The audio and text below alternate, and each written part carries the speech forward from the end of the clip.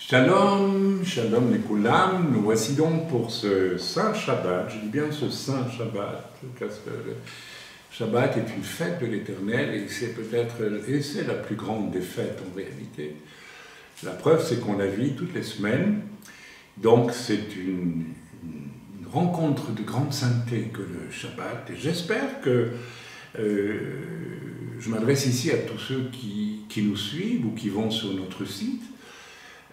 J'espère que vous mettez vraiment à profit les enseignements que je diffuse depuis maintenant 3 jours je pense, d'un vénérable, mais néanmoins très juvénile, et ce n'est pas contradictoire, serviteur de Dieu, qui s'appelle David Powson. David Powson est un Anglais qui est retourné vers le Seigneur à peu près, et c'est quand même un signe très fort. Il n'y a pas de hasard en cela. Il est retourné auprès du Seigneur au mois de mai de l'année dernière, à l'époque où le Covid débarquait dans nos vies.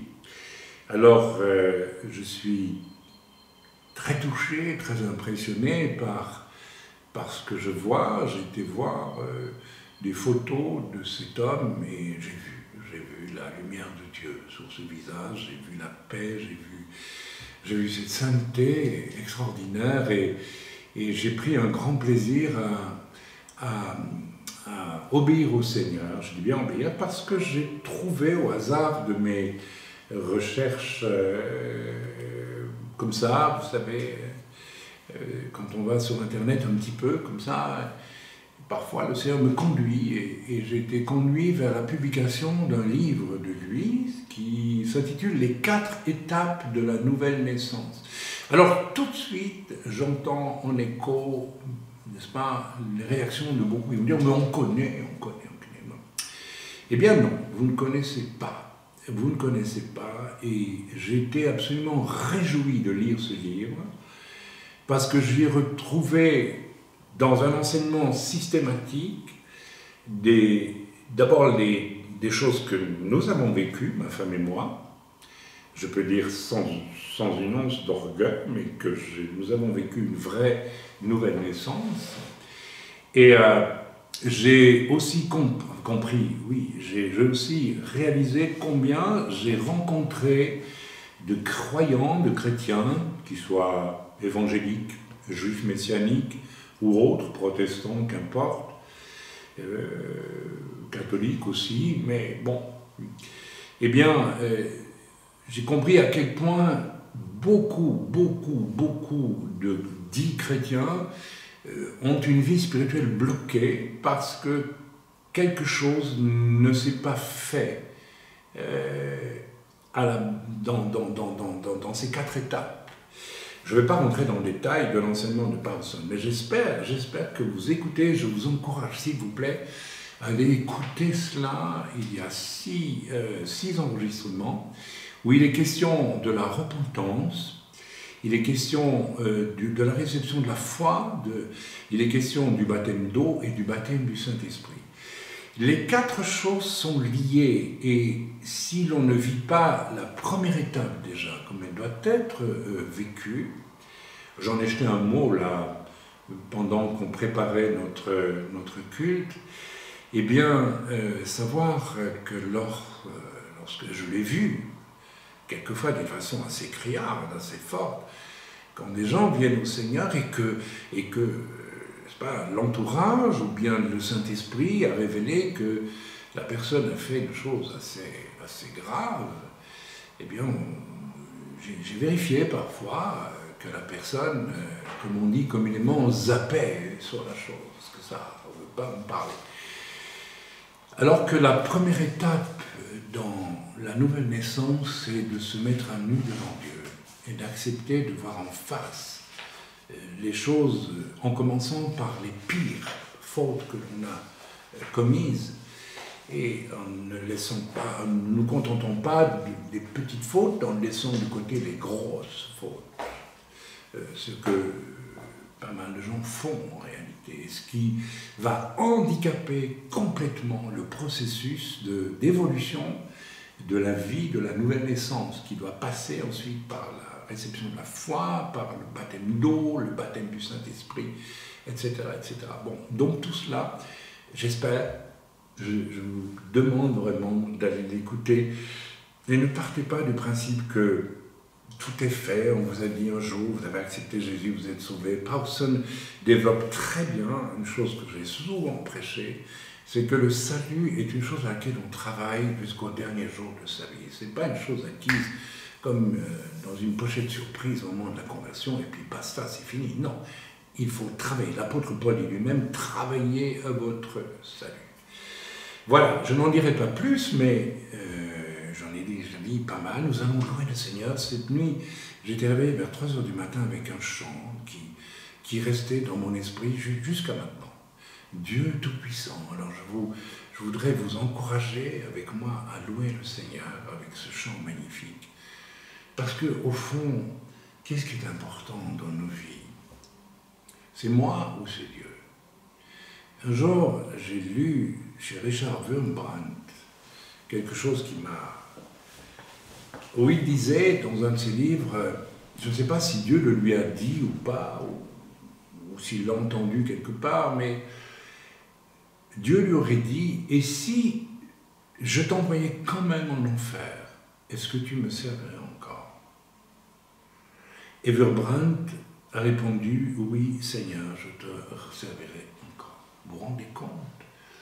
C'est merveilleux ce qu'il dit là. Ça veut dire que pour lui, la personne importante, c'est même pas lui sauver, c'est Dieu. Alors j'aimerais bien ce matin, en louant le Seigneur, qu'on puisse tous se dire, mais qu'est-ce qui est important pour moi? Le nouveau travail que j'ai eu, merci ma chérie,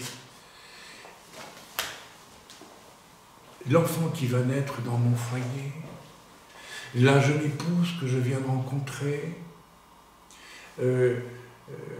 mon bien-être sur la terre, ma sécurité. Est-ce que c'est tout ça qui est important? Ou est-ce que c'est Dieu qui est important? Vous savez, il y a des gens qui passent leur temps à attendre des serviteurs de Dieu des béquilles pour se sentir mieux sur la terre. Mais mes amis, vous perdez votre temps. Vous préparez déjà votre prochaine déception. Mais si nous nous tournons vers Dieu, si Dieu est la personne importante, c'est sûr que déjà là, on est plein d'entrain. Je vais vous déranger, mais ça ne me fait rien. Très souvent, j'étais dans un magasin en Israël il y a peut-être 3 mois d'ici, et nous faisons nos courses, et puis on passe à la caisse, et voilà un vieux juif russe qui vient vers moi, et qui me dit, il croyait que j'étais russe, juif russe. Je dis non, je ne suis pas juif russe, je suis belge à l'origine, voilà. Et il me dit, alors il dit, moi, il parle de lui, il dit, moi j'ai 71 ans, ou 71 ans, un truc comme ça, et il avait l'air vieux, bonhomme, il avait l'air vraiment très vieux. Et il était même voûté, tassé comme ça, et puis avec sa barbichette, et les cheveux tout blancs, tout gris, vodka et tout ça. Et il me dit, toi tu as quel âge? Je dis, moi j'ai 72 ans. La caissière, derrière le comptoir, elle s'est levée, il a dit, vous avez 72 ans, vous?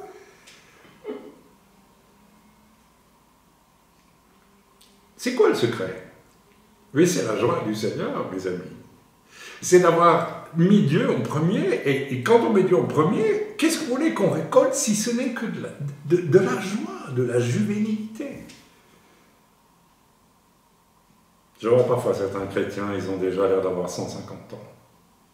N'est-ce pas? Vous savez pourquoi? Vous savez pourquoi vous êtes triste? Pourquoi vous êtes malheureux? Vous savez pourquoi? Vous savez pourquoi? Parce que vous ne mettez pas Dieu. Ce n'est pas Dieu qui vous préoccupe d'abord. Alors qu'il est mort pour vous, il vous a ouvert un chemin, et au bout du chemin, il vous a promis le ciel.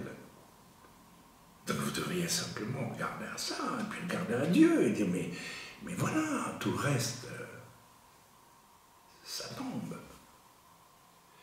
Mais c'est justement parce que c'est tout le reste qui prend la place. Et il y en a certains, vous, je vous connais depuis des années, c'est vrai, je vous ai vu vivre. Il y avait tout.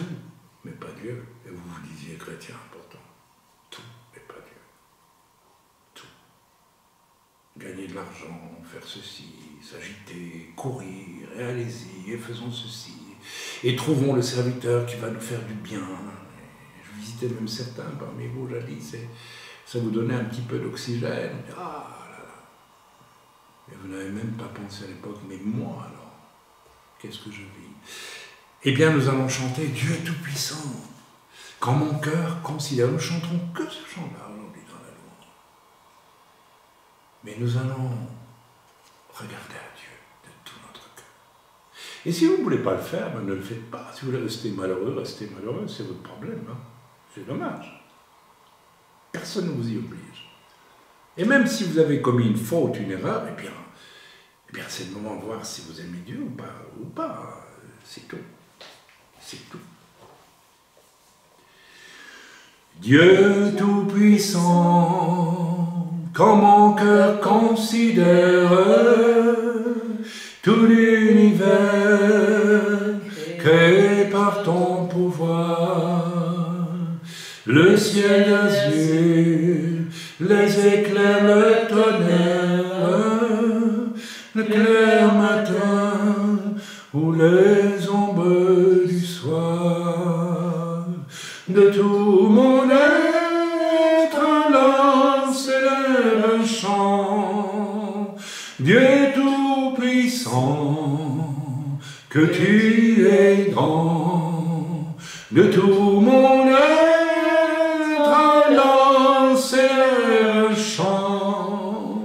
Dieu Tout-Puissant, que tu es grand, grand par les bois ou la forêt profonde, j'entends tous les oiseaux chanter, quand sur les monts la source avec son onde livre aux zéphyrs son chant doux et léger. Mon cœur heureux s'écrie à chaque instant, ô Dieu d'amour, que tu es grand. Mon cœur heureux s'écrie à chaque instant, ô Dieu d'amour, que tu es grand. Mais quand je songe au sublime mystère qu'un Dieu si grand a pu penser à moi, que son cher Fils est devenu mon frère, et que je suis l'héritier du grand roi. Alors mon cœur dit la nuit, le jour, que tu es bon, ô Dieu d'amour. Alors mon cœur dit la nuit, le jour, que tu es bon, ô Dieu d'amour. Quand mon Sauveur éclatant de lumière se lèvera de son trône éternel, et que laissant les douleurs de la terre, je pourrai voir les splendeurs de son ciel. Je dirai dans son divin séjour, rien n'est plus grand que ton amour. Je dirai dans son divin séjour, rien n'est plus grand que ton amour. Alléluia, Seigneur. Seigneur, merci. Pardonne-nous, Seigneur, d'avoir rempli tant d'espace dans nos vies, avec nos soucis, avec nos recherches de sécurité, nos recherches de bien-être, nos recherches de tant de choses dont nous n'avions pas besoin, alors que nous avons tout. Lorsque nous t'avons, toi, pardonne-nous, Père Saint, pardonne-nous. Notre Père qui es aux cieux, que ton nom soit sanctifié. Que ton règne vienne sous la terre comme il est au ciel. Donne-nous aujourd'hui notre pain de ce jour, sans être préoccupés de celui de demain. Pardonne-nous nos offenses, comme nous pardonnons aussi à ceux qui nous ont offensés. Et ne nous soumets pas à la tentation, au malin, mais délivre-nous du mal et du malin.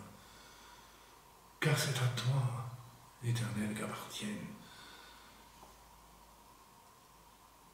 la puissance, la gloire, au siècle des siècles. Amen. Merci, Père. C'est à toi qu'appartient le règne, le règne, le règne. La puissance et la gloire pour les siècles des siècles, pour toute éternité. Amen. Merci Seigneur, que nous puissions avoir ce matin tous les cœurs tournés vers toi et vers toi seul. Et pardonne-nous. Seigneur, je te prie de m'aider à pardonner à mes ennemis. Je suis encore parfois vite blessé, je le reconnais, par les offenses, les affronts. Et je veux pardonner ce matin à ceux qui m'ont déçu hier ou avant-hier, qu'importe, je leur pardonne. Seigneur, je veux pardonner aux autres parce que nous pouvons tous passer par des moments où nous ne sommes pas préparés à réagir comme il le faudrait. Nous ne sommes pas assez attentifs, nous ne sommes pas assez proches de toi. Oh Père, merci Seigneur, que nous puissions nous pardonner les uns les autres, que nous puissions vraiment nous pardonner. Seigneur, je demande que chacun puisse me pardonner aussi, si je l'ai blessé, si je l'ai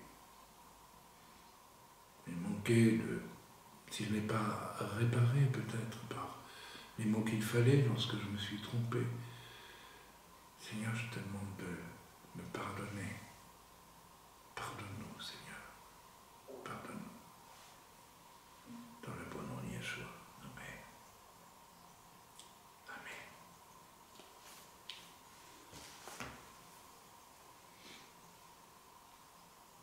Nous sommes en live et il y a de l'espace pour tout le monde, mais apparemment...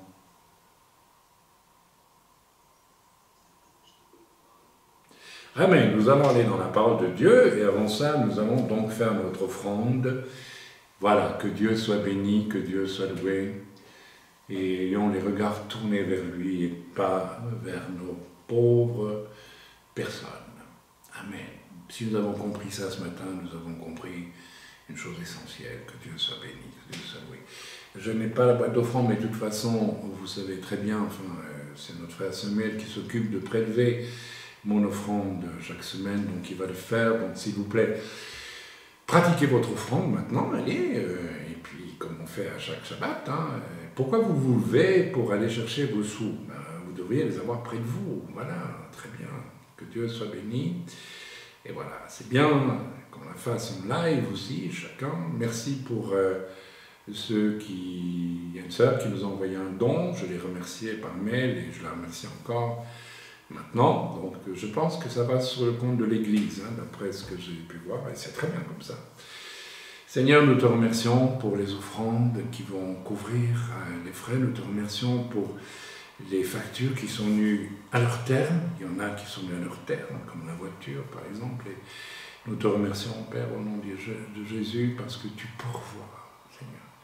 Seigneur, toi, tu pourvois à nos besoins, qu'ils soient moraux, spirituels, matériels, de façon phénoménale. Et nous te demandons encore pardon, Seigneur, de ne pas être plus centré sur toi, alors que c'est la seule chose sur laquelle nous devions être centrés, c'est toi. Oh Père, pardonne-nous tous nos petits dérapages chaque jour. Ils font que nous t'oublions parce que nous préférons, je ne sais pas, telle ou telle chose, au lieu de t'aimer toi et de nous réjouir de te connaître. Pardonne-nous, Seigneur. Amen. Voilà, si quelqu'un a reçu une parole du Seigneur, comme on le dit toujours dans l'Assemblée, qu'il puisse la donner maintenant, mais s'il vous plaît, je ne vais pas vous tirer si vous n'avez pas reçu. Si vous aviez à cœur de louer le Seigneur, eh bien, vous auriez dû le faire spontanément. Bon, personne n'a le désir de le faire. Allez, mais pourquoi est-ce qu'il faut vous le demander? Mais c'est terrifiant, n'est-ce pas? Allez. Seigneur mon Dieu, je veux te louer de tout mon cœur et te demander vraiment de régner dans ma vie. Prends toute la place, Seigneur, que je ne vois rien d'autre que toi, que mes besoins, je les oublie, Seigneur, pour regarder à toi et que tu me fasses regarder aux autres parce que tu le fais, Seigneur, et je te bénis, je te loue, mon Dieu. Tu es le Dieu tellement grand, puissant, tellement fort, tellement un Dieu pur amour, Seigneur, pour tes enfants, pour tous ceux que tu as créés. Alors merci, Seigneur, pour cet amour magnifique et que je puisse le rendre aux autres aussi, Seigneur, parce que c'est ce que tu veux. Je te bénis et je te loue, Seigneur, mon Dieu, pour cela, pour toutes tes bontés, Seigneur. Amen. Seigneur, je te remercie pour ce que notre sœur vient de faire, de te dire, Père, parce que je sais dans quelle situation intéressante elle se trouve, puisqu'elle va manquer de moyens de subsistance. C'est une occasion intéressante de voir, de se rendre compte que Dieu veille sur elle, va veiller sur elle. Et je te remercie, Père, je vais dire en passant, Père, pour le service très fidèle de notre sœur, impeccable. Tout ce qui lui est demandé dans les tâches qu'elle fait, malgré ses handicaps de santé qui sont lourds, elle accomplit au quart de tour ce qui lui est demandé, Père, et nous t'en remercions au nom de Yeshua. Amen. Merci de la bénir. Merci de bénir tes enfants fidèles, Père. Et leur fidélité est le signe qu'ils ont vraiment, vraiment accompli une véritable conversion avec une nouvelle naissance authentique où tu es le premier dans leur vie. Merci pour elle, Père. Bénis-la au nom de Yeshua. Mais j'ai juste une question. Est-ce que vous avez contacté Aurélie pour qu'elle se mette sur Skype? Et alors?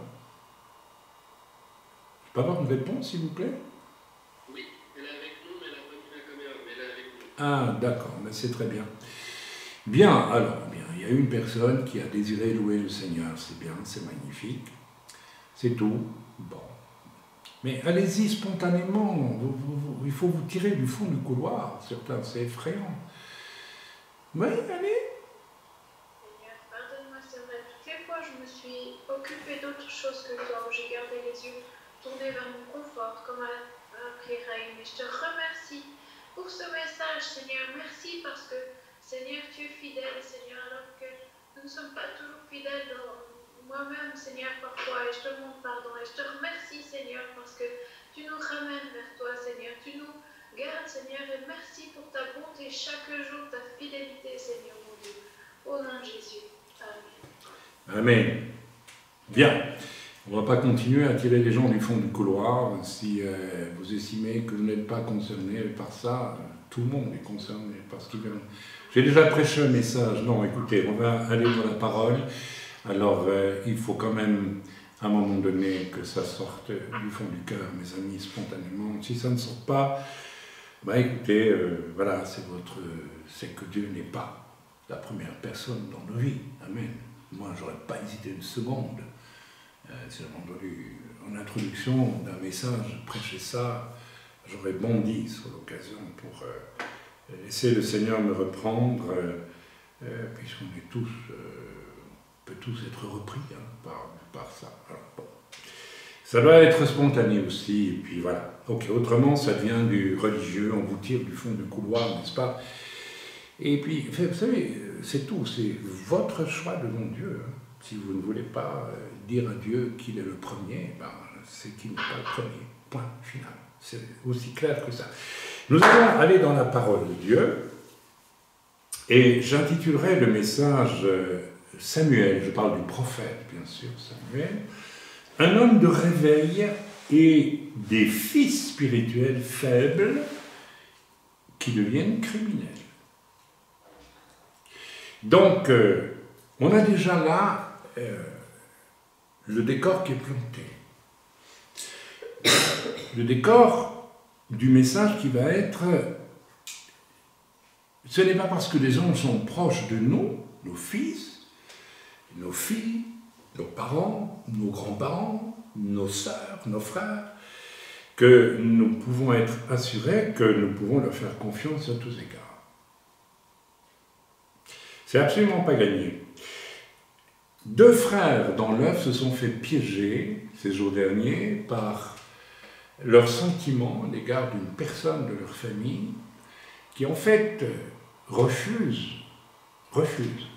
depuis toujours une véritable reconnaissance que cette personne est pécheresse, tout simplement, et qu'elle a besoin de se convertir. C'est une personne qui a fréquenté les églises évangéliques pendant de nombreuses années, mais qui n'est jamais née de nouveau. Jamais. D'accord ? Et cette personne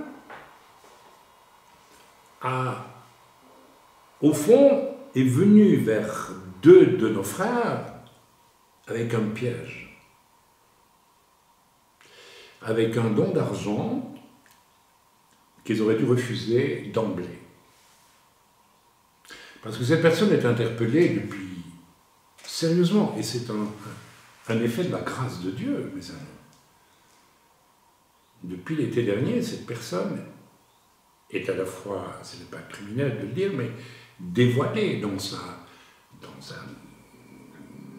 fait qu'elle n'est pas du tout née de nouveau. Qu'elle a pratiqué une religion évangélique comme avant elle pratiquait le catholicisme, c'est-à-dire tout par ses propres forces. Et rien à partir d'une véritable prise de conscience, je suis pécheur et je suis séparé de Dieu, tout simplement. Et nos frères n'ont pas vu le piège. Je ne leur en veux pas, je ne leur en veux pas. Et en préparant ce message, en relisant ce message ce matin, j'ai pensé au fameux voyage du pèlerin de Bunyan. Vous avez lu ce livre. Et le voyage du pèlerin de Bunyan, c'est quoi l'essentiel du message? C'est que on va rencontrer sur sa route, avant d'arriver au ciel, des pièges. Et que l'on peut tomber dans les pièges, et puis qu'il faut essayer d'éviter les pièges.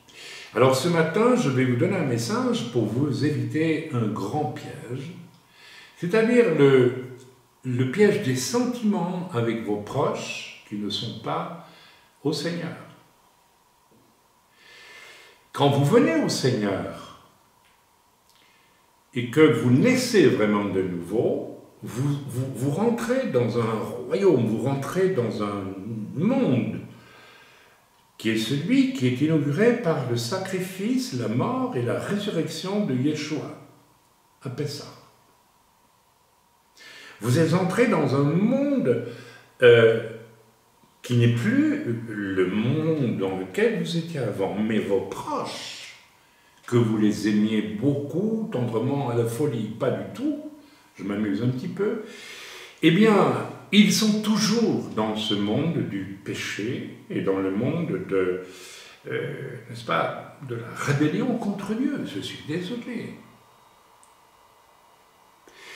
Et vous devez faire attention que vos sentiments ne vous amènent par affection, que nous amènent finalement, sans même vous en rendre compte à un moment donné, mais d'affectionner le péché de la personne.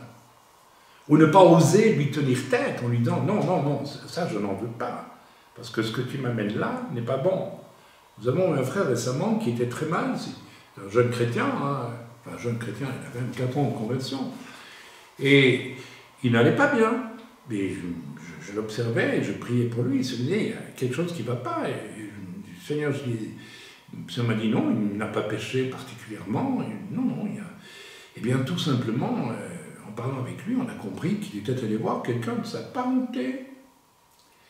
Et cette personne, et il a beaucoup de sentiments pour la personne. Moi, je ne peux pas vous reprocher d'avoir des sentiments pour vos proches, mais bien sûr que non. Mais c'est dans le rapport avec un de vos proches qui n'est pas sauvé que vous courez des risques. Parce qu'il va vous tenir des propos.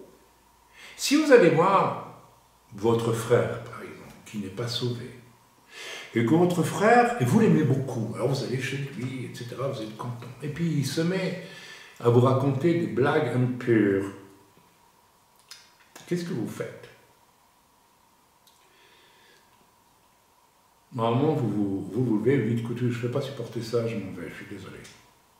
Ah oui, ça doit être aussi net que ça. Parce que ça, au moins, ça peut le faire réfléchir aussi. Mais je vous fiche mon billet que dans certaines circonstances, comme il y a la grand-mère qui est là, on ne va pas oser bouger. Vous voyez ce que je veux dire? Et c'est là qu'on se compromet. C'est là qu'on se corrompt. Et nous devons dresser entre les gens du monde et nous, alors attention à ce que je vais dire, une barrière intérieure, morale, spirituelle, extrêmement forte. L'apôtre Paul nous dit, vous êtes dans le monde, on est dans le monde. On n'est pas une secte qui dit, il faut sortir du monde et se mettre à part et faire je ne sais quel machin pour se sentir merveilleux et au-dessus de la mêlée. C'est pas ça du tout. Être chrétien, c'est on reste dans le monde, on est des témoins dans le monde. Mais on ne participe pas des œuvres du monde. Vous êtes dans le monde, mais vous n'êtes plus dans le monde, dans le sens que vous ne participez plus, vous ne pouvez plus participer aux œuvres du monde. Or, à partir du moment où votre amour pour un proche, votre affection même, va prendre la place de la défiance que vous devez avoir parce que ce proche est pécheur et vit des choses qui ne sont pas la gloire de Dieu, il y a un moment donné où vous allez affectionner la personne qui pêche pour son péché. Est-ce que je me fais comprendre ou est-ce que c'est illisible? Donc, il faut faire très attention à ça. C'est mon message de ce matin.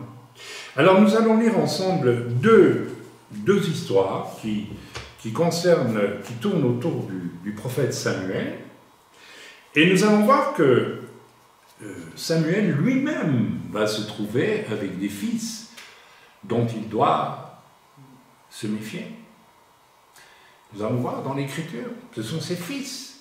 Il aurait cru même que ses fils seraient des fils spirituels. Et voilà il va se rendre compte que non, ce ne sont pas des fils spirituels puisqu'ils vivent dans le péché délibéré et ouvert.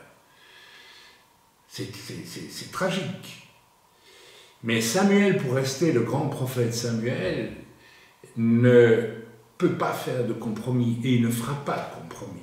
Il ne va pas dire, oui, bon, écoutez, mes fils, faites attention, etc. Non, il reste intègre, absolument intègre. Face à ses fils qui servent le Seigneur comme lui en principe, mais qui pêchent, il reste, lui, intègre, il reste en position d'intégrité. Et ça, c'est très important, extrêmement important. Si au nom de vos sentiments, vous ne gardez pas votre intégrité face à qui que ce soit dans votre famille, il y a quelque chose qui va vous détruire. Et d'ailleurs, ça va vite. N'est-ce pas, mon frère? Tu l'as vécu. J'espère que tu as appris la leçon. Tu as appris la leçon. La meilleure façon d'aimer son frère, qui n'est pas sauvé, c'est de prier pour lui. C'est d'être un témoin radical. Je vous ai tous dit qu'en ce moment, je suis en train de prier pour une personne de ma famille. Mes frères et sœurs, vous connaissez ma vie et mon témoignage. J'ai eu des comportements qui, pour les gens de ma propre famille, sont complètement idiots, n'est-ce pas? Refuser des sommes importantes qui vous sont proposées, parce que Dieu m'a dit de les refuser. Me réclamer dans un héritage qu'un petit porte-monnaie de ma maman, et refuser tout le reste, parce que ça m'est indifférent. Alors que eux, qui ne sont pas sauvés, bien sûr, s'accrochent à la moindre bricole de la grand-mère machin truc, ou du grand-père truc machin. Vous voyez ce que je veux dire? Ça les trouble, vous savez. Ça les trouble. Il dit, mais comment il fait? Comment il fait? Nous, on est là, on veut ça, parce que lui, il veut rien. Ça les trouble. Et c'est ça notre position en tant que croyants. C'est pas d'aller voir mon frère, lui dire je t'aime bien, etc., puis finalement d'être pollué par ce qu'il est. Ce que Dieu veut, c'est que j'ai un témoignage qui impacte la vie de mon frère. Donc, comme je l'ai dit aux deux frères qui se sont fait piéger par une personne de leur famille qui n'est pas sauvée, je dis, vous avez voulu avoir un contact avec ces personnes pour satisfaire vos sentiments. Mais vous n'avez pas pensé à son salut. Mais vous avez fait passer vos sentiments avant son salut. J'espère que je me fais comprendre. Et ça, c'est une grande faiblesse, mes amis. Une très grande faiblesse. Nous allons lire dans la parole de Dieu 1 Samuel 2, versets 18 à 21, magnifique passage, 1 Samuel 2, verset 1 Samuel chapitre 2, pardon, excusez-moi. Donc, à partir du verset 18 au 21. Il s'agit, on va mettre juste en scène, si j'ose dire, le personnage de Samuel. Alors, on connaît tous l'histoire de Samuel. Samuel, sa mère était stérile, etc. Il a prié, il dit, si tu me donnes un fils, je trouve ça merveilleux, il sera pour toi. Donc, elle demande d'un enfant. Il y a quelque chose d'extraordinaire, rien que dans cette démarche, rendez-vous compte. Elle ne dit pas, donne-moi un enfant, donne-moi un enfant, donne-moi un enfant. Elle pense intérieurement, si j'ai un enfant, il faut que ça serve à Dieu. Donc, elle ne pense pas à elle. Elle met Dieu en premier. Le résultat, c'est que Dieu dit, oh là là. Il y a un parallèle à faire avec Marie, vous savez, la mère de Yeshua, là. Je suis sûr qu'au fond d'elle-même, elle n'a jamais souhaité « donne-moi un enfant », mais lorsque vous lisez le cantique de Myriam, de Marie, dans les évangiles, vous voyez combien Dieu est important pour elle.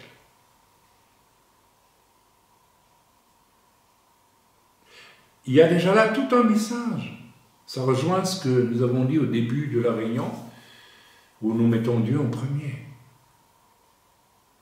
Le résultat, c'est que la mère de Samuel, elle a dit à Dieu, « Je ne veux pas un enfant pour moi, je veux un enfant pour ta gloire, pour que tu te glorifies. » C'est un tout autre discours.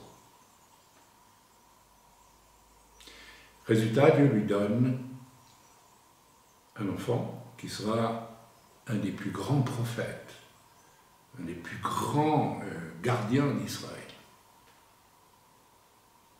Il y a là déjà un message, mes amis. Si nous mettions Dieu en premier vraiment, en lui disant « Seigneur, donne-moi ceci pour que ça puisse servir à ta gloire. » Vous me suivez ou vous ne me suivez pas? Oh là là, qu'est-ce que Dieu ne nous donnerait pas?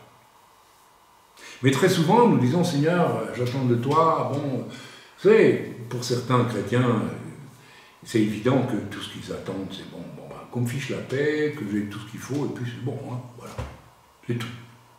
Ah, pas plus. Bah, ils ont pas grand-chose. Et puis, à un moment donné, dans leur vie, ils se disent, mais qu'est-ce qui se passe dans ma vie? Je vis rien d'exceptionnel, moi, comment ça se fait? Eh bien, parce que tu n'as pas fait comme la mère de Samuel, qui a dit, donne-moi un enfant, mais pas pour moi. Ça a été sa prière, relisez dans la Bible. Alors, on va voir un peu qui va être Samuel. Eh bien, on lit au verset 18, « Samuel faisait le service devant l'Éternel, et cet enfant était revêtu d'un éphod de lin. » Déjà, donc le petit Samuel, il ne va pas attendre 30 ans pour servir Dieu.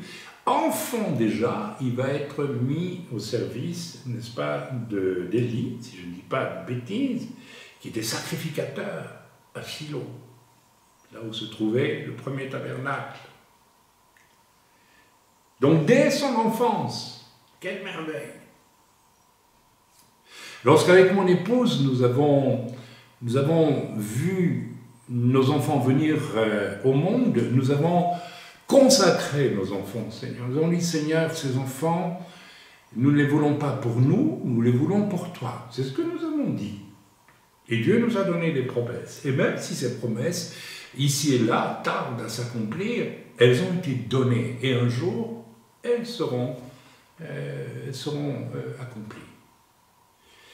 On lit ensemble. Samuel faisait le service devant l'Éternel et cet enfant était revêtu d'un éphod de lin. Sa mère lui faisait chaque année une petite robe. Ouais, petite robe.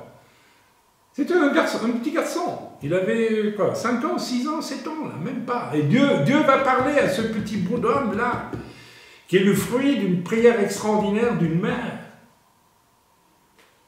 Elle n'a pas demandé un gosse pour elle. Quelle est la mère, quelle est la femme mariée qui ne veut pas un enfant? Toutes les femmes veulent un enfant. C'est naturel. Les pères aussi, d'ailleurs, quand ils ne sont pas complètement à côté de la plaque. Moi, j'ai désiré des enfants, profondément. Mais, elle voulait un enfant pour la gloire de Dieu. Attention, c'est pas quelqu'un d'orgueilleux qui dit « moi, je veux un enfant qui soit serviteur de Dieu ». J'entends si souvent des jeunes filles qui me disent, des jeunes filles immatures à mon avis, qui disent « moi, je veux marier un serviteur de Dieu ». Ah bon? Est-ce que tu t'es déjà demandé si Dieu voulait, lui, que tu épouses un serviteur de Dieu? Parce que Dieu, il te connaît, il sait de quoi tu es capable. Demandez à ma femme ce qu'elle en pense, parce que épouser un serviteur de Dieu, ce n'est pas nécessairement toujours ce qu'il y a de plus facile. Et parce que le serviteur de Dieu est confronté à des choses très difficiles, et aussi parce que c'est un homme avec ses défauts, et ce n'est pas nécessairement toujours facile. N'est-ce pas? Je me tourne vers mon épouse, qui fait un grand sourire, mais c'est la vérité. Quoi? Vous croyez que je suis parfait? Bien, demandez à mon épouse, et puis moi, elle pourrait dire la même chose, c'est comme ça, alors, bien. Voilà. Alors, une petite robe, et donc la mère de Samuel lui apportait en montant avec son mari pour offrir le sacrifice annuel. Rendez-vous compte. Elle venait à Shiloh, là où il y avait la tente d'assignation, etc., où Élie, le sacrificateur, sacrifiait, et elle venait tous les ans avec une petite robe pour renouveler la robe, la garde-robe de son fils au service du Seigneur. Et Élie venait pour faire un sacrifice à l'Éternel.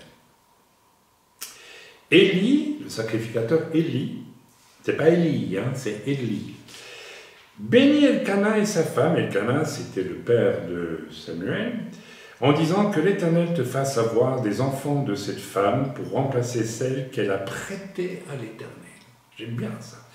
Et ils sont retournés chez eux. Lorsque l'Éternel eut visité Anne, elle devint enceinte et elle enfanta 3 fils et 2 filles. Et le jeune Samuel grandissait auprès de l'Éternel. Bravo, magnifique. En plus, elle a été comblée dans son désir d'être mère de manière abondante. Donc, cherchez d'abord le royaume de Dieu et sa justice, comme le dit l'Écriture, et tout le reste vous sera donné en plus. Et beaucoup d'entre nous, et tant d'entre nous, nous cherchons le reste et nous ne voulons pas le royaume de Dieu. Et nous n'obtenons pas le reste. Ou nous obtenons le reste, mais en valeur dévaluée. Vous me suivez ou ne me suivez pas? Cherchez d'abord le royaume des cieux, et le reste vous sera donné en plus, et ça sera de qualité. C'est à vous de choisir. Vous voyez, depuis le début du message, tout revient à ce que j'ai dit au début. Les regards tournés vers Dieu. Seigneur, qu'est-ce que tu veux? Tu es la personne essentielle. Et je suis déjà en train de vous dire, si vous faites ça, vous allez être bénis. Seulement, voilà, le problème, c'est que ça doit venir de votre cœur, ça doit venir de notre cœur. Ça ne va pas venir parce qu'on nous le dit. Là, je prêche, je vais dire, ah oui, un bon truc, là. Là, je vais le faire comme Frem dit, comme ça, je vais être béni. Non, mes amis, ça ne marchera pas. Ça doit être quelque chose qui vient de votre cœur. Amen. Voilà, j'ai posé donc le personnage de Samuel et nous allons lire à présent 1 Samuel 2, versets 12 à 17. Là, on entre dans une histoire beaucoup moins intéressante, mais qu'il faut bien lire. 1 Samuel 2, versets 12 à 17, et je dis. Alors, allons-y, 12 à 17. Les fils d'Élie étaient des hommes pervers. Les fils d'Élie, le sacrificateur, était pervers. Donc ça ne veut pas dire parce que vous êtes un enfant de Dieu, que vous servez Dieu, que nécessairement vos enfants seront des gens bien.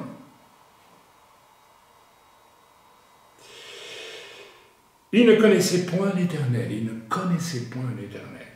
Et voici quelle était la manière d'agir de ces sacrificateurs à l'égard du peuple. Lorsque quelqu'un offrait un sacrifice, le serviteur du sacrificateur arrivait au moment où l'on faisait cuire la chair.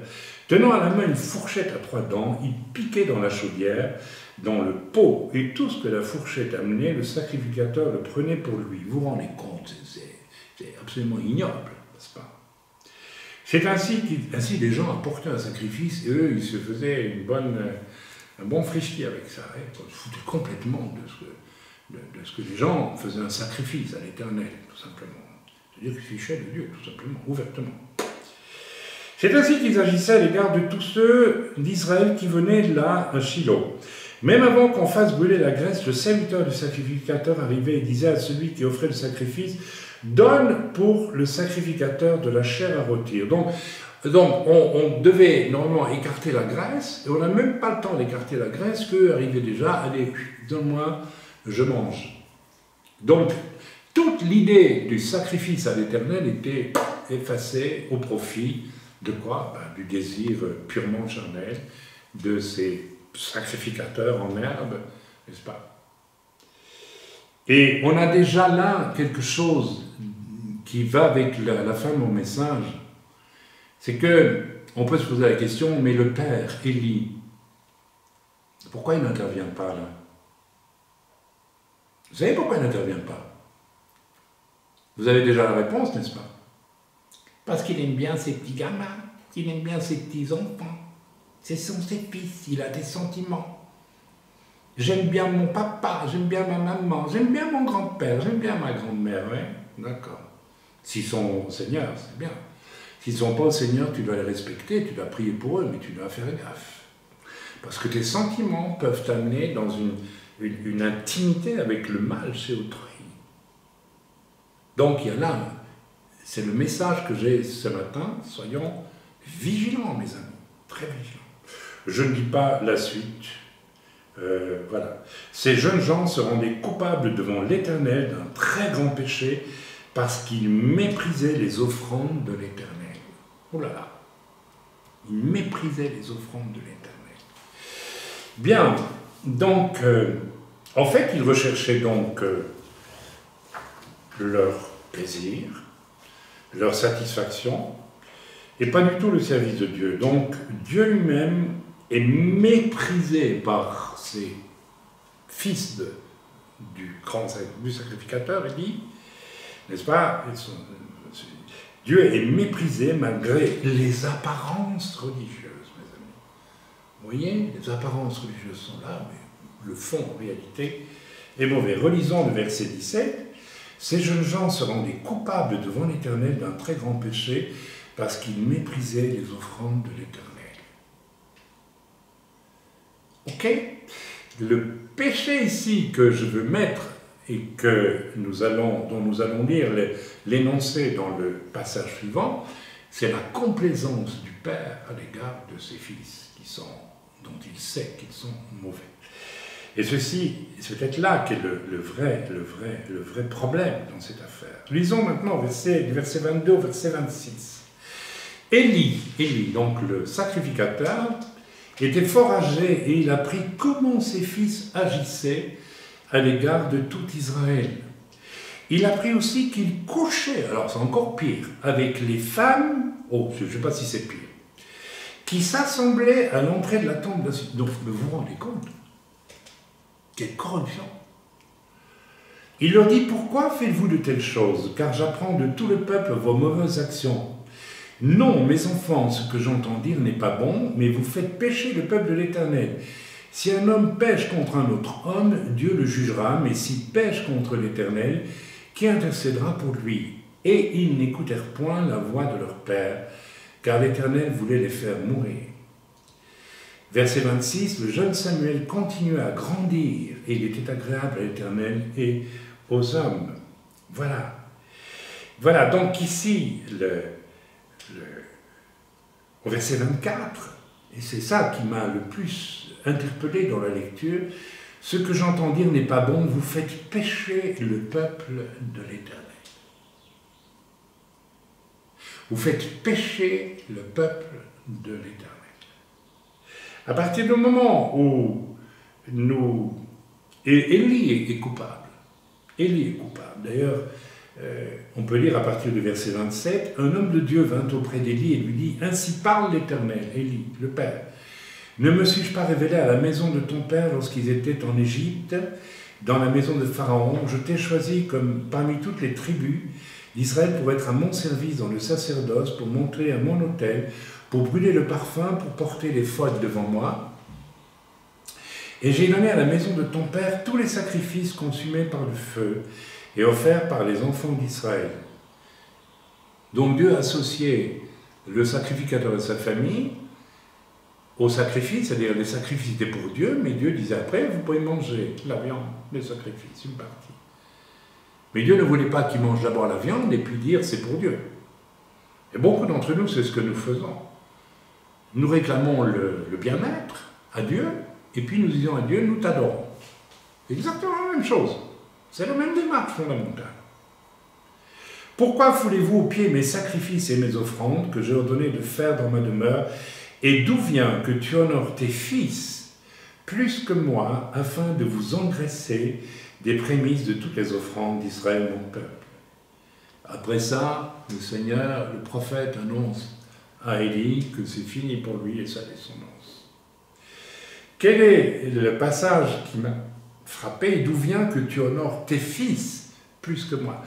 Donc, en réalité, dans le passage que j'ai lu auparavant, où Élie reprend ses fils, il ne les reprend pas avec la sévérité qui convient, mais il est un petit peu, comment vais-je dire, il est troublé par ce qu'ils font, il est troublé non pas parce qu'ils offensent l'Éternel, mais parce qu'eux-mêmes sont en train de faire des bêtises. Vous voyez ce que je veux dire? Son amour pour ses fils passe avant son amour pour Dieu. Parce que vous savez, avoir des fils qui agissent comme ça, et ne pas leur dire c'est terminé pour vous, vous vous retirez, et vous ne faites plus rien dans le sacerdoce, mes amis. C'est pas ce qu'elle dit. Il dit, mais pourquoi faites-vous? C'est pas bien, etc., etc. En fait, on sent très bien qu'il aime plus, il attache plus d'importance à ses fils qu'à l'Éternel lui-même. Est-ce que je me suis fait comprendre? Ok.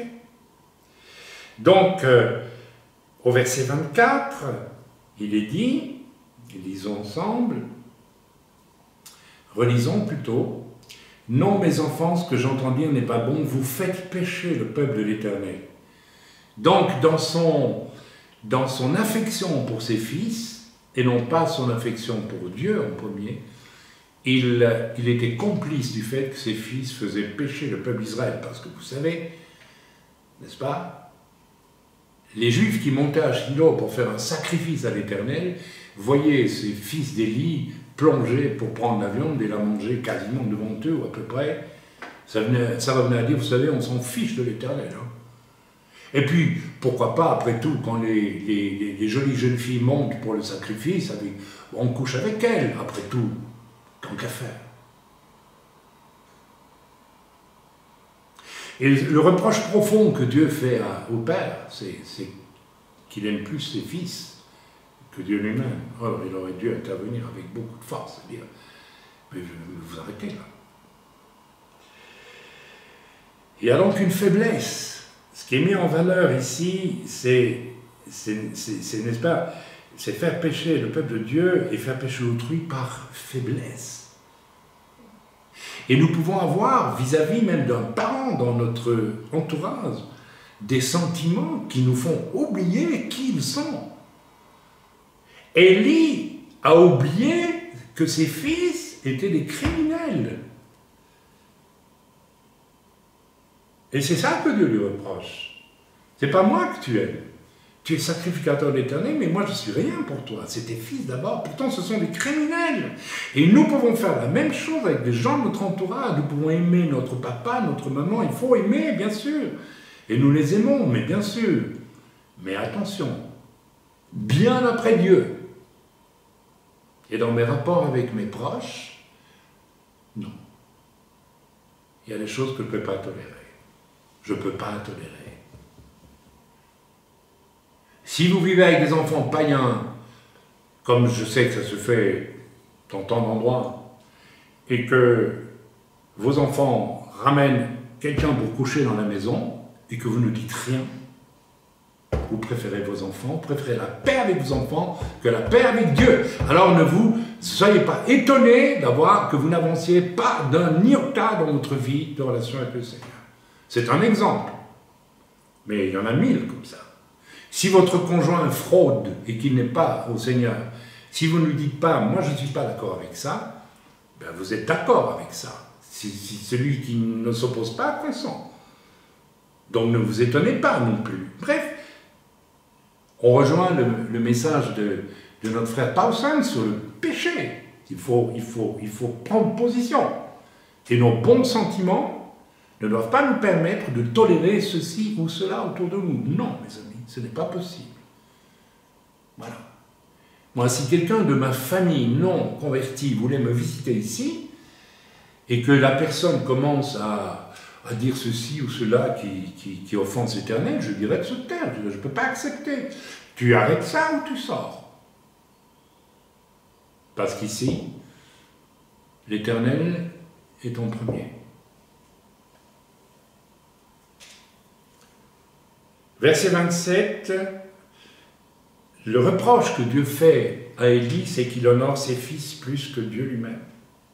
Honorer ses proches qui sont pécheurs plus que Dieu, mes amis, c'est une chose terrible parce que ça revient à déshonorer Dieu en face. Oui, à déshonorer Dieu en face. Est-ce que je répète ou je ne répète pas? Donc on peut tomber dans ce piège et on va l'éviter à tout prix. À tout prix. Maintenant, il va falloir creuser pour comprendre pourquoi on tombe dans ce piège. Je crois que c'est parce qu'on est superficiel et léger en réalité. Autrement, on ne tomberait pas dans ce piège. Vous savez, frères et sœurs, je vais vous dire quelque chose. Quand je suis venu au Seigneur, j'ai vécu une violente conversion. J'aime ma famille, qu'est-ce que vous croyez? Bien sûr que j'aime mes parents, ils sont décédés tous les deux maintenant. Bien sûr que j'aime mon frère, bien sûr que j'aime ma sœur, mais je me souviens quand j'allais visiter mes parents après ma conversion, je rentrais chez moi, j'en avais pour 2 semaines à me remettre. Alors est-ce que mes parents étaient des monstres? Mais non, ils étaient des gens normaux. Mon père était directeur d'école, retraité, ma mère c'est une femme de ménage, avec toutes les apparences de la bourgeoisie. Mais c'était des gens pécheurs, oui, comme tous. Et je replongeais dans un univers où j'étais confronté à ce dans quoi j'avais baigné moi aussi. Et même si on n'y faisait pas des crimes énormes, ils étaient pécheurs. Et il y avait un conflit entre la sainteté que Dieu m'avait donnée et ce à quoi j'étais confronté. Je ne veux pas dire par là que j'ai pactisé avec eux, non. J'étais en état de résistance intérieure permanente. C'est pourquoi, quand je sortais de chez mes parents, j'étais fatigué.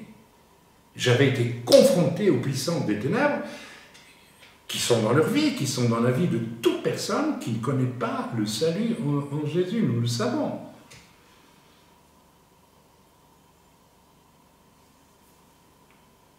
Je n'ai pas pactisé au nom de mes sentiments. Je n'ai pas dit « Oh, c'est pas grave ce que papa dit là, ou maman dit là, ou mon frère dit là. » Non, non, non. J'étais en position de résistance profonde. Et c'était dur. Il n'y avait même pas d'échange, on ne peut même pas dire qu'on s'est disputé, non, rien de tout ça. Mais le monde dans lequel il vivait, qui est le monde du péché, et le fait que je devais les respecter, c'était mes parents, et je l'ai fait, mais il y avait une confrontation, il y avait une difficulté. Si vous ne vivez pas cette difficulté, il y a un problème dans votre vie.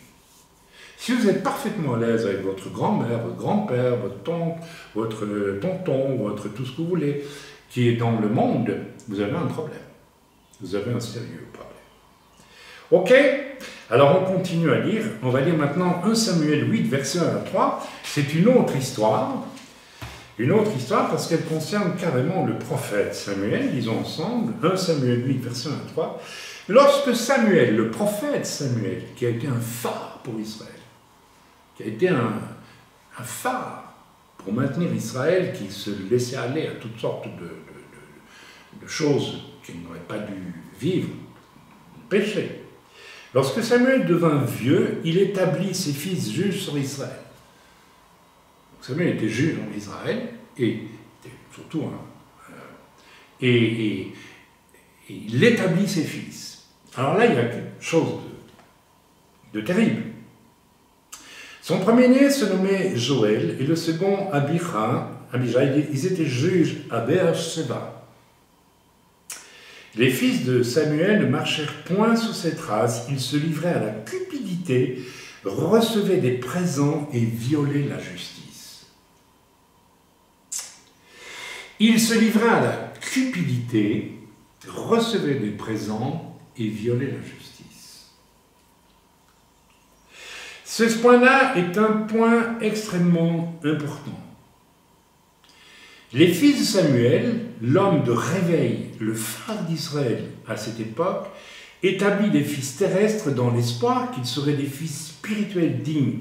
Eh bien, ce n'est évidemment pas le cas. Au verset 3, il est dit, il recevait des présents et violait la justice. Mes amis, les deux sont liés.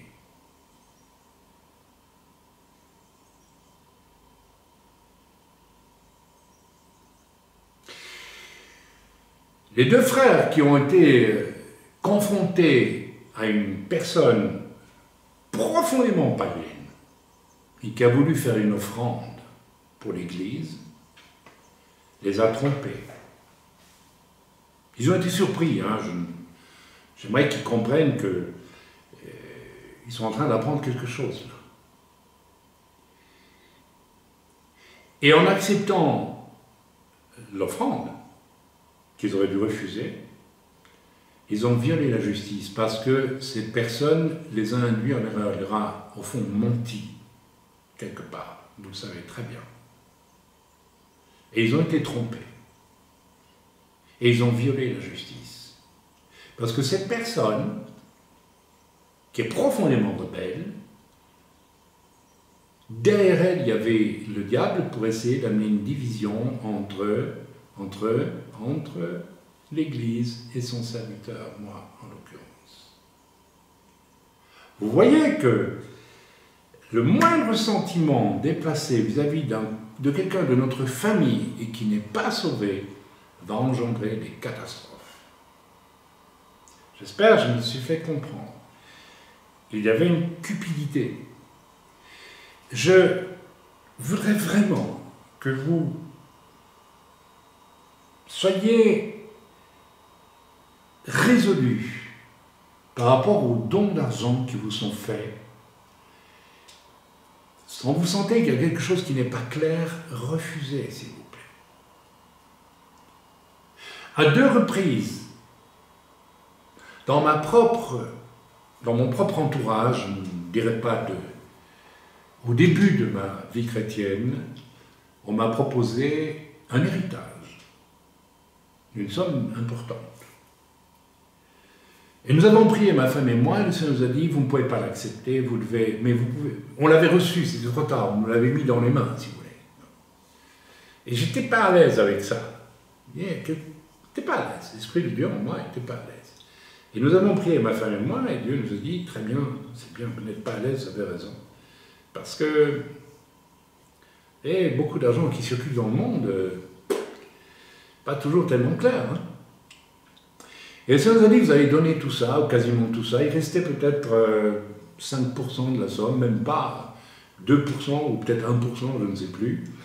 Et le Seigneur dit, ce petit pourcent-là, vous le gardez pour acheter une machine à laver à Elisha. Donc Dieu estimait que dans cette somme, il y avait 98% qui n'étaient pas acceptables. Oui. Et nous avons obéi. Et nous avons envoyé ça à... Le Seigneur nous a dit, vous envoyez autant à telle heure et autant à telle heure. Voilà. C'est-à-dire que vous êtes clair devant moi, et puis voilà. Alors, ne venez pas avec des questions du style, oui, mais si l'argent n'était pas clair, pourquoi il était bon pour... Vous savez, à ce compte-là, tout l'argent qui circule, il y a, si vous remontez étape par étape de l'argent qui a circulé, vous allez trouver partout de l'argent qui n'est pas sain, quoi, qui n'est pas propre. Tout l'argent du monde est malpropre aujourd'hui, c'est clair et net. Donc ceci est important, mes amis. Donc, une autre fois, il n'y a pas si longtemps que ça, on m'a proposé une somme imposante, à 25 000 €. Et le Seigneur m'a dit, tout de suite, tu refuses. Tu refuses. Ça venait de quelqu'un qui m'est proche, très très très proche.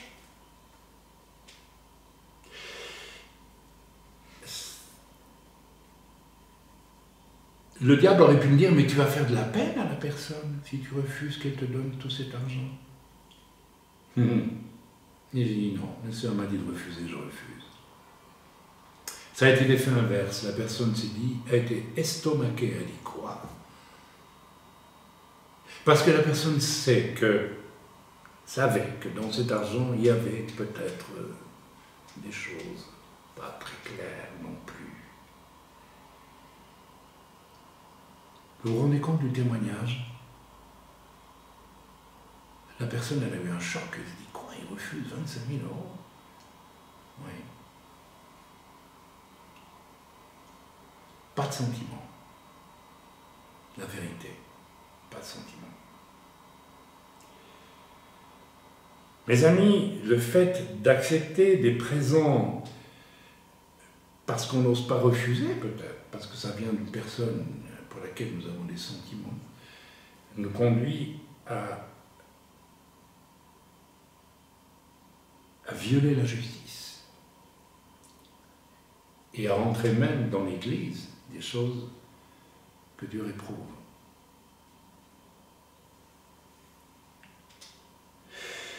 Concernant, si lisons le verset 3 de 1 Samuel 8, verset 1 à 3, relisons, parce que c'est intéressant de lire ça et de détailler.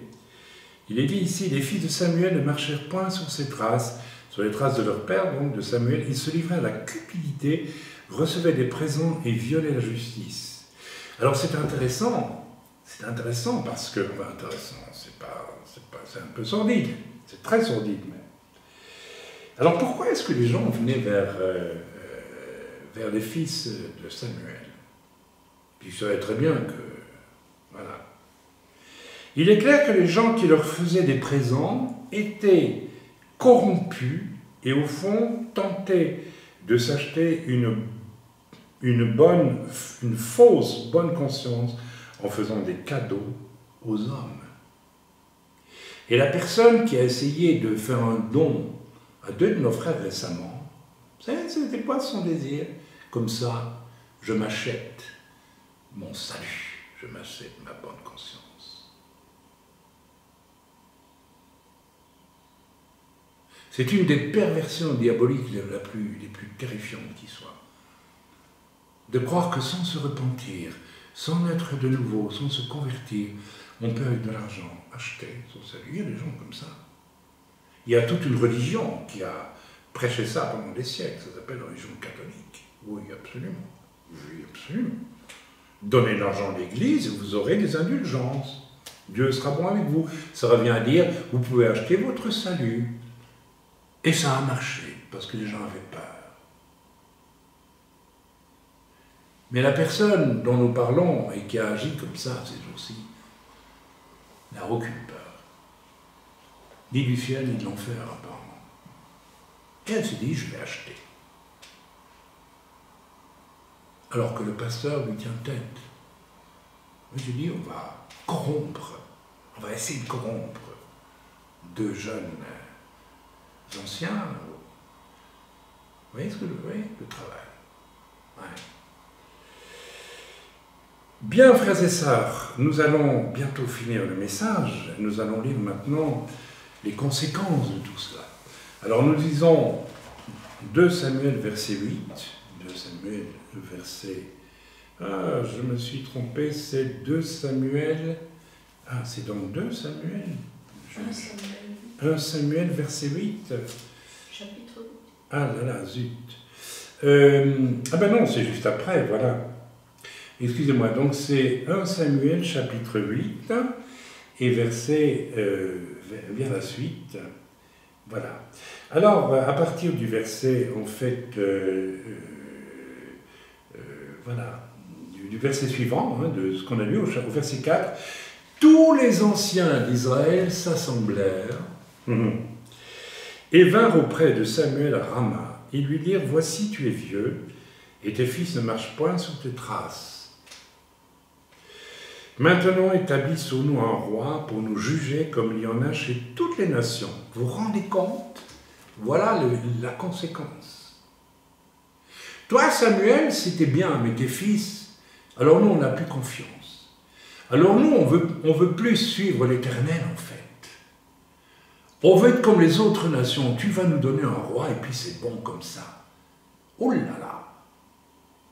Voilà à quoi la corruption des fils, qui a été vue du peuple, a engendré la corruption morale du peuple, au point qu'il rejette Dieu lui-même. Et si vous lisez la suite, Samuel vit avec déplaisir qui disait « Donne-nous un roi pour nous juger ». Et Samuel prie à l'Éternel. L'Éternel dit à Samuel « Écoute la voix du peuple dans tout ce qu'il te dira, car ce n'est pas toi qui le rejette, c'est moi qui le rejette, afin que je ne règne plus sur eux. » Vous vous rendez compte?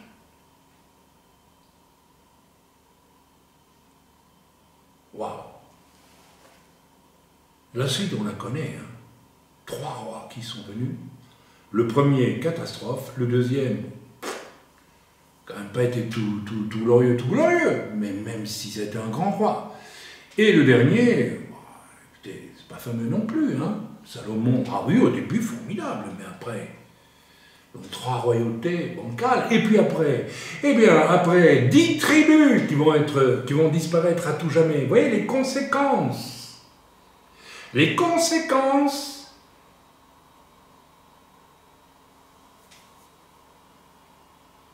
C'est terrible. Le peuple n'a plus confiance en ses leaders spirituels et renonce à dépendre et à servir encore Dieu. Si nos leaders spirituels ne sont plus fiables, il y a une sœur qui m'a écrit récemment et qui m'a dit, c'est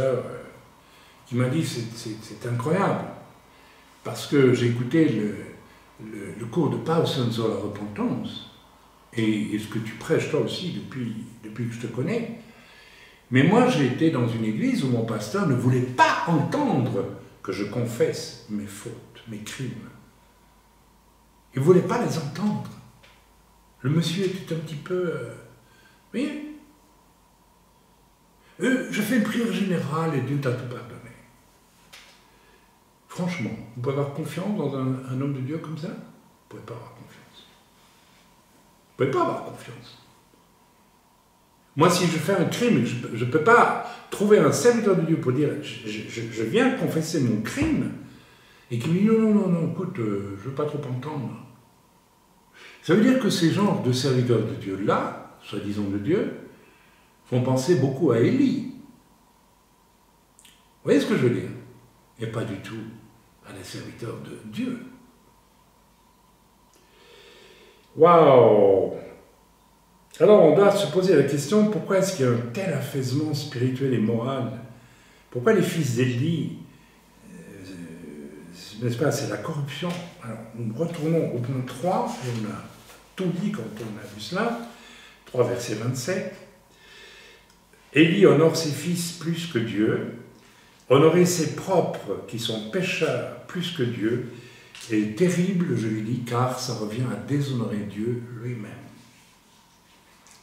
Et les deux frères doivent réfléchir à cette affaire.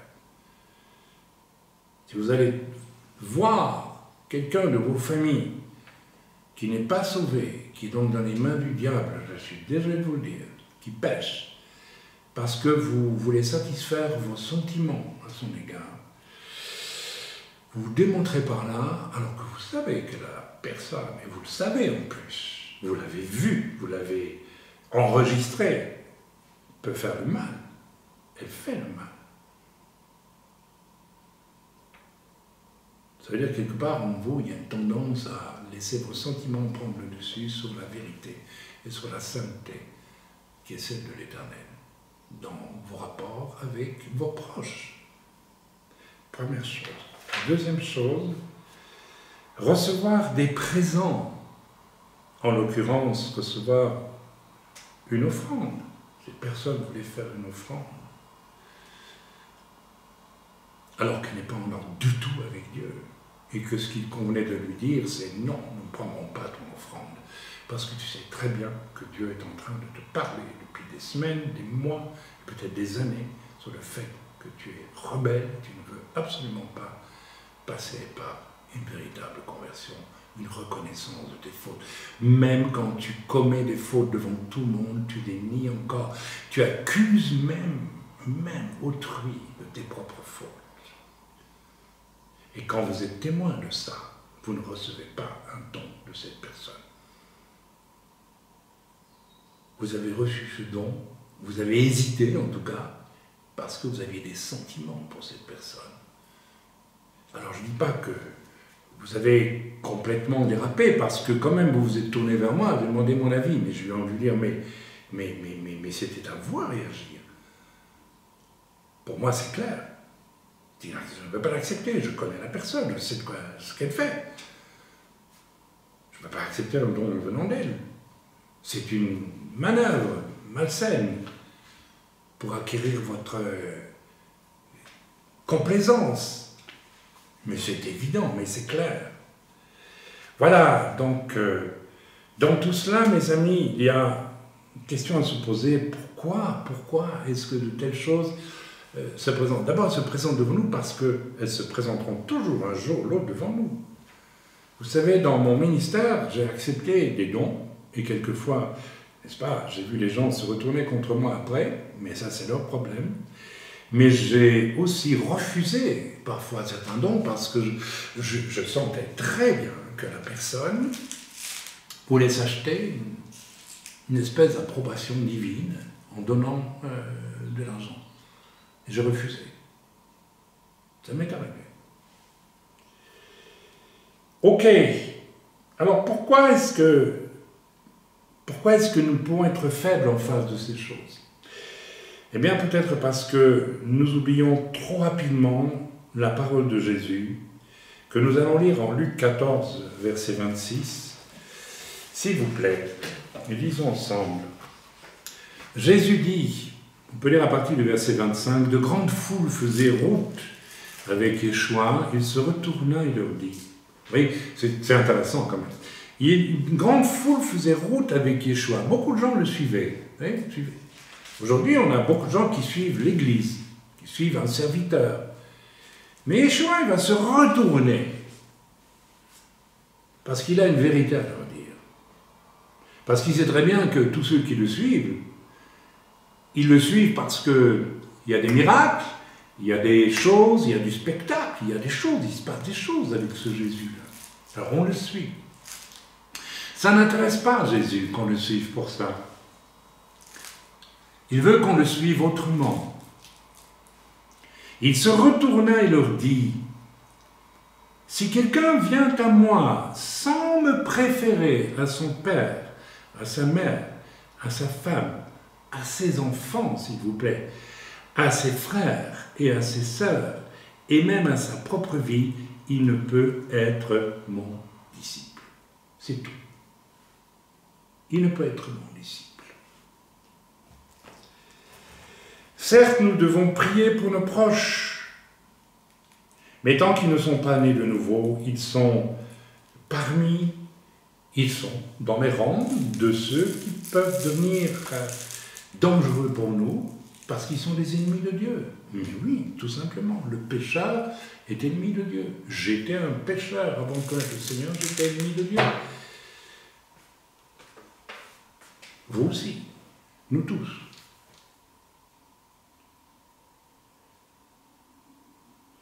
Alors, ils sont parmi, potentiellement, les gens les plus dangereux pour nous si nous laissons quoi?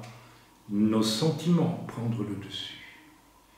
C'est-à-dire, si je sais que quelqu'un de ma famille est mauvais ou fait des choses mauvaises, et que malgré tout, je me porte vers lui comme si elle n'était pas mauvaise, parce que mes sentiments, je veux la voir, je l'aime, je deviens un collaborateur. Je deviens un collaborateur. Donc, mes amis, soyons prudents, soyons prudents. L'Écriture nous dit d'être prudents comme des colombes et rusés comme des serpents. Et je pense que ça s'applique ici de façon admirable. Autrement, nous risquons de tomber dans bien des pièges. Amen. Voilà, donc, voilà mon message.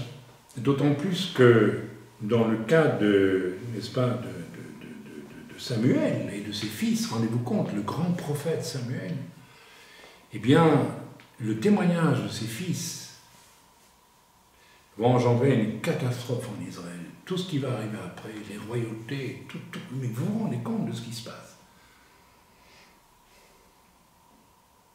Alors nous aussi, si nous laissons entrer par faiblesse, donc je vous suggère, mes frères, qui avaient été confrontés au problème, de rendre cet argent au plus vite à la personne, en lui disant avec calme, amour et respect, mais néanmoins fermeté, nous ne pouvons pas accepter ton argent, parce que d'abord tu nous as trompés en disant telle et telle chose. Vous savez très bien. Vous avez été trompés aussi. Vous avez été trompés. Et de toute façon, étant donné ta rébellion vis-à-vis de Dieu qui est ouverte, nous t'avons vu agir, nous savons que tu ne te repens pas. Nous ne pouvons pas accepter ton offrande, nous ne pouvons pas accepter l'argent de toi. Même si tu es proche de nous, dans la chair, ce n'est pas possible. J'espère que vous avez appris quelque chose et que ça va vous rester longtemps. Mais questionnez-vous aussi sur votre démarche, parce que vous êtes allé, vous, voir la personne au nom de vos sentiments, n'est-ce pas? Alors, en réalité, le diable vous a observé et dit « Ah bon !» Ils vont la voir pour satisfaire leurs sentiments, leur besoin de voir la personne. Donc ils en oublient qui elle est, et ce qu'elle est capable de faire. Ils font passer la priorité de Dieu après leurs sentiments. C'est exactement ce que Élie, le sacrificateur, a fait, que Dieu va lui reprocher. Alors là aussi, il faut vous repentir, mes amis. Là, il faut vous repentir. Si nous recevons un appel de Dieu pour le servir, Dieu doit avoir la priorité absolue dans tous nos choix moraux. Et ce n'est pas toujours simple, ce n'est pas toujours facile. Croyez-moi, il y a des pièges, et des gros pièges. Amen. Voilà, que Dieu bénisse cette parole. Je pense qu'elle était utile, j'espère en tout cas. Et j'espère que vous aurez désormais un peu plus, que vous aurez de la sagesse. Et je vous répète, quand j'allais voir ma famille après ma conversion, c'était une épreuve, une véritable épreuve. Demandez à mon épouse. Je revenais de là, il me fallait 2 semaines pour m'en remettre. Mais je n'ai pas pactisé une seconde. J'ai souffert, parce que je me retrouvais plongé dans un univers où il y avait du péché, des disputes, des conflits, de l'orgueil, des choses difficiles. Il n'y a pas besoin que vos parents soient Al Capone pour être pécheurs. Hein. Faites pas d'illusions. Surtout pas d'illusions. Mais ne soyons jamais légers avec ça. Ne soyons jamais légers avec ça. Non, non, on ne va pas voir ses parents, ou son frère, ou sa sœur. Notre frère Fabio l'a payé très cher. Hein, parce qu'on veut voir. J'aime bien mon frère. Bon, est-ce que Dieu t'a demandé d'aller voir ton frère? Ou est-ce que Dieu t'a dit de prier pour son salut? Ok? Bien. Soyez bénis dans le nom de Yeshua. Shabbat Shalom à tous et à bientôt dans le nom de Yeshua. Si le Seigneur ne vient pas nous enlever tous, enfin tous j'espère, j'espère pour moi aussi, hein, parce que bon, c'est Dieu qui sait, c'est Dieu qui décide. Et je vous demande de prier beaucoup, s'il vous plaît, les uns pour les autres, parce que les temps sont de plus en plus difficiles. Je ne vais pas revenir sur les grands sujets que je partage avec vous. Je vous invite, s'il vous plaît, à venir plus nombreux sur le site. Je ne peux pas à la fois faire une lettre de nouvelles et nourrir un site. Donc, j'envoie des nouvelles par lettre de nouvelles, mais je nourris, en obéissance, je crois, au Seigneur, le site le plus possible. Donc, s'il vous plaît, frères et sœurs, vous qui écoutez nos messages, venez aussi sur le site. Et je suis très réjoui parce que les gens dans l'œuvre, en tout cas, viennent faire des commentaires maintenant. Et c'est très précieux. Pourquoi? Parce que ça me permet aussi de leur répondre, de voir où ils en sont dans la compréhension des choses. Et nous continuons une relation, n'est-ce pas, extrêmement fructueuse. Tout ça, malgré le Covid, malgré toutes les limites que cela nous donne, il faut absolument exploiter au maximum les possibilités dans nos relations. Soyez bénis dans le nom de Yeshua. Amen.